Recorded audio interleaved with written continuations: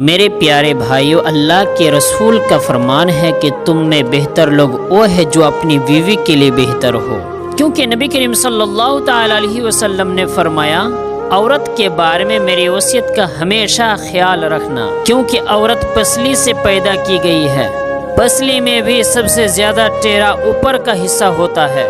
اگر کوئی شخص اسے بالکل سیدھا کرنے کی کوشش کرے تو انجام کاٹ توڑ کے رہے گا، اور اگر اسے وہ یوں ہی چھوڑ دے گا تو وہ ہمیشہ ٹیڑھی ہی رہ جائے گی۔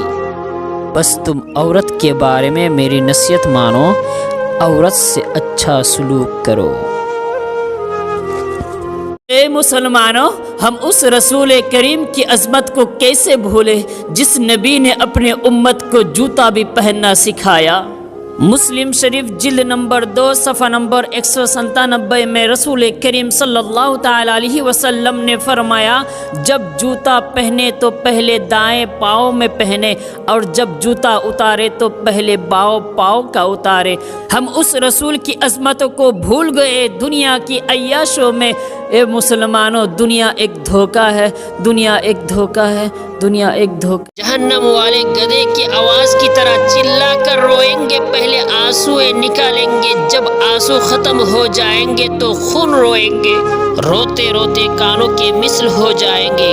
رونے والوں کا خون اور پیپ اس قدر ہوگا کہ اس پر اگر کشتیاں ڈالی جائے تو کشتی بھی چلنے لگیں گے۔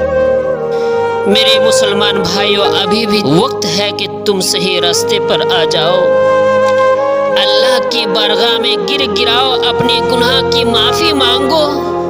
وہ جو رحیم کریم ہے، جو تمہارے گناہ کو معاف کرنے والا ہے۔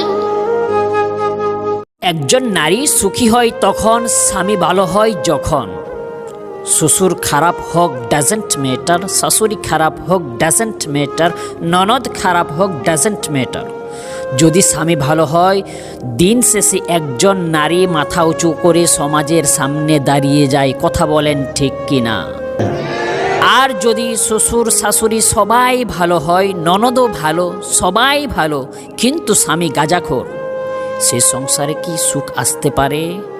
ওই মেয়ে কখনো মাথা উঁচু করে দাঁড়াতে পারে না, কারণ যার স্বামী খারাপ তার জীবনটা এটা জাহান্নামের টুকরা হয়ে যায়। কথা বলেন ঠিক কিনা? যুবক, তোমার জীবনে তোমার জন্য তোমার গার্লফ্রেন্ড হচ্ছে গজব। চিল্লাই কোন ঠিক কিনা? জোরে কোন ঠিক কিনা? তোমার নবী হচ্ছে তোমার জীবনে সর্বশ্রেষ্ঠ উপহার। চিল্লাই কোন ঠিক কিনা? যুবক আজকে নবীকে চিনে না, এভরি টাইম সে ভাবে শুধুমাত্র গার্লফ্রেন্ড বয়ফ্রেন্ড, তাকে নিয়ে শুধুমাত্র ভাবে। আজ আল্লাহকে চিনে না, নামাজ রোজা কালাম হজ জাকাত কিছুই চিনে না, আজ শুধুমাত্র তারই সঙ্গে লিপ্ত হয়ে আছে।